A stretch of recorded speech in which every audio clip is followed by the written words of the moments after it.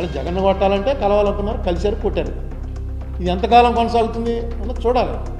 అంతే తప్ప మోడీ గారు ఏదో ప్రత్యేక సాయం చంద్రబాబు మీద ప్రేమ కొద్దీ చేయరు. నెక్స్ట్ మొన్న బీహార్ ఎలక్షన్ గెలిచిన తర్వాత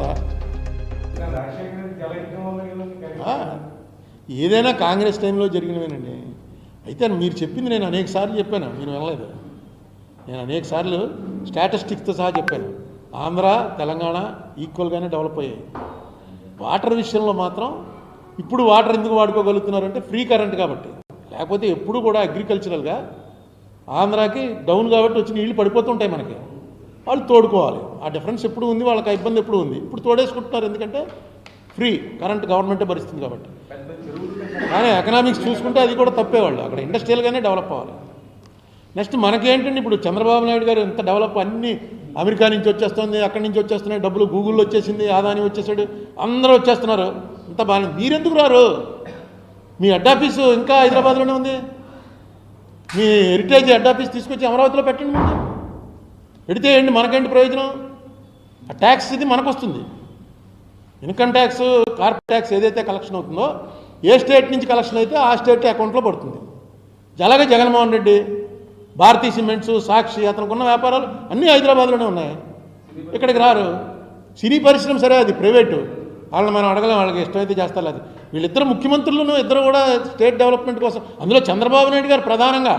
ఈయన ఎప్పుడు 15 ఏళ్లలో మనం ఈయనకి నిజంగా తెచ్చినవన్నీ లెక్కేసుకుంటే ప్రపంచంలో ఉన్న ఇండస్ట్రీలన్నీ ఆంధ్రాలోనే ఉండాలి. ఆంధ్రప్రదేశ్ అనండి, ఆంధ్ర అనండి, అన్నీ ప్రతిసారి పెడతారు. ఇన్ని కోట్లు వచ్చాయి, ఇన్ని కోట్లు వచ్చాయని చెప్తూ ఉంటారు. అదే మొట్టమొదట మనం వచ్చి అప్పుడు మీరు కూడా రండి అని పిలవాలి. ఏమండి అమరావతి అనేది అసలు నేను బుక్ కూడా అమరావతి అని బుక్ కూడా రాశాను. నాకు అర్థం అవ్వట్లేదు నిజంగా. నాకు అమరావతి ఏంటన్నది నాకు ఇప్పటివరకు ఏం చేస్తున్నారు, ఏం జరగబోతుంది అన్నది నాకైతే అర్థం కావట్లేదు.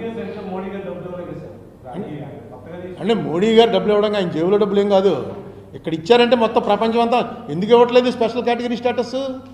ఇక్కడ ఇస్తే దీనికన్నా ముందు నుంచి డిమాండ్ ఉంది. బీహార్ ఉంది, రాజస్థాన్ ఉంది, మధ్యప్రదేశ్ ఉంది. ఎక్కడి నుంచి వాళ్ళకి ఏం చెప్పాలి? అందుకే దీనికి ఏదో డబ్బులు ఇస్తాం, ఆ డబ్బులు ఇస్తూ ఉంటారు. అది ఇవ్వరు.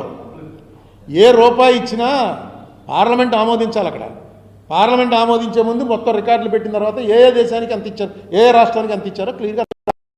దీనికి ఒక పద్ధతి ఉంది. ఊరికే పీఎంకి సంబంధించిన పీఎం రిలీఫ్ ఫండ్ ఇలాంటివేవో ఆయన సంతకం పెట్టి ఇచ్చేయచ్చు. కానీ దేశం ఉన్నటువంటి ఆర్థిక పెట్టడంలో ₹1 ఇచ్చినా సరే దానికి ఎలా ఇవ్వాలి అన్నదాని మీద చాలా ఇది జరుగుతుంది.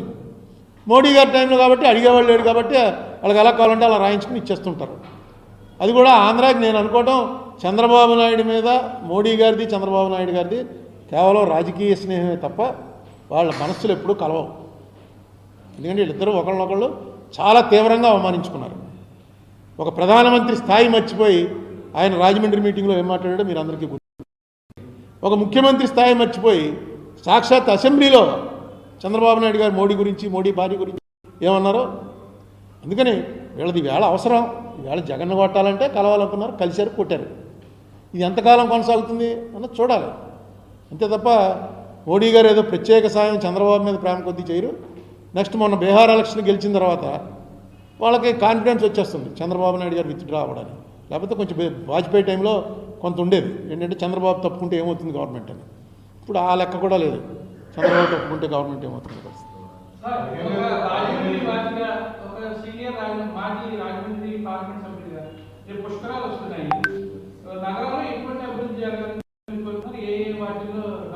అంటే పుష్కరాలు అంటే వచ్చి పిత్రోదకాలు, మాత్రోదకాలు వదులుకుని మామూలుగా ప్రతి సంవత్సరం మేము బ్రాహ్మణులు ప్రతి సంవత్సరం ఏదో చేస్తాం.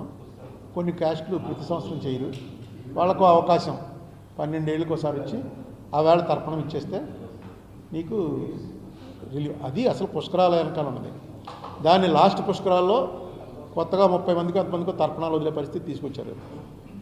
పుష్కరాల్లో గవర్నమెంట్ చేయవలసింది లా అండ్ ఆర్డరే, ఇంకేమీ ఉండదు. క్యూ కంట్రోల్ చేయడం ఒకటే వాళ్ళ పని. అక్కడే ఫెయిల్ అయ్యారు. దాని మీద కమిషన్ వేస్తే ఆ కమిషన్ రిపోర్ట్లో ఒకసారి చదవండి. మరి మీరు పాత్రికేయులు కూడా చదవడం మానేస్తారని. ఆ కమిషన్లో ఏమని రాశాడంటే ఆయన రిపోర్టు, ముహూర్తం అనేది మూఢనమ్మకం అని రాశాడు. ముహూర్తం మూఢనమ్మకం. అని రాశాడు ఆయన. ఇంక ముహూర్తం మూఢనమ్మకం అయితే పుష్కరమ మూఢనమ్మకమే. మనం ఏదో ఒక సిస్టంలో వెళ్తున్నాం, పలానా ముహూర్తంలో మంచిదని.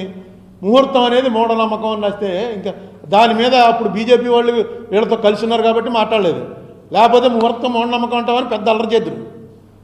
మన సంస్కారం అంతా తీసి ఎక్కడో పారేస్తారు మీ కమిషన్ అని. ఇద్దరు కలిసి ఉన్నారు కాబట్టి మాట్లాడలేదు. ఒకసారి చూడండి, నెట్లో ఉంది, మీకు పంపమంటే పంపుతాను నేను ఆ కమిషన్ రిపోర్ట్ మొత్తం. సోమయాజుల కమిషన్. నేను అనుకోవడం సోమయాజులు గారు రాయలేదు అది, నేను అనుకోవడం. ఎందుకంటే అది వచ్చిన టైంకి ఆయన ఒంట్లో బాగలేదు. ఎవడో చేత వాళ్ళు రాయించేసుకున్నారు, సోమయాజులు గారు సంతకం పెట్టేసి ఉంటాడు. లేకపోతే సంతకం కూడా వాళ్ళు పెట్టేసి ఉంటారు. ఏం పెద్ద కష్టమేం కాదు.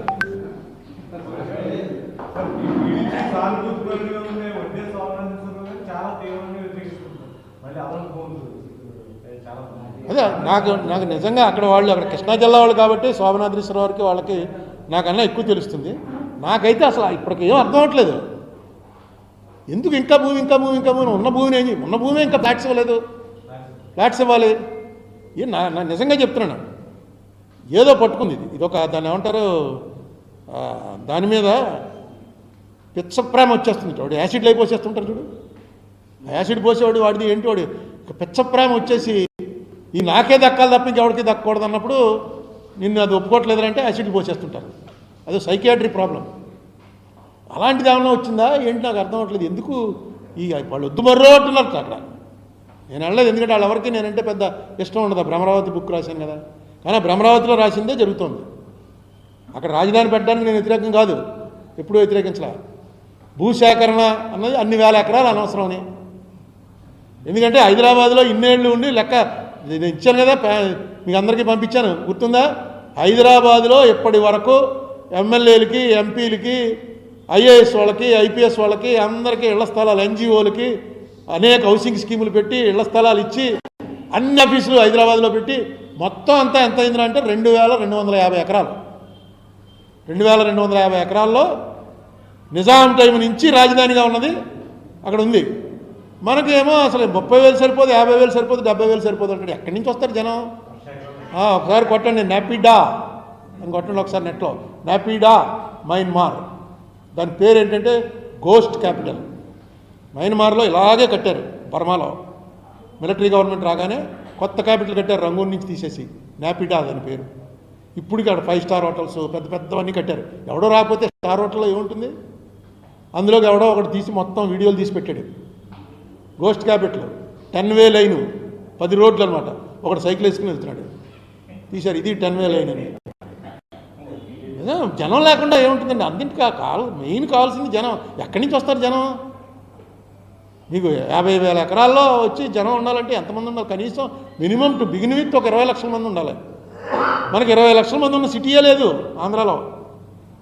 ఒక సిటీ తీసుకెళ్ళి అక్కడ పెడతావా? పెంచుకుంటూ వెళ్ళాలి.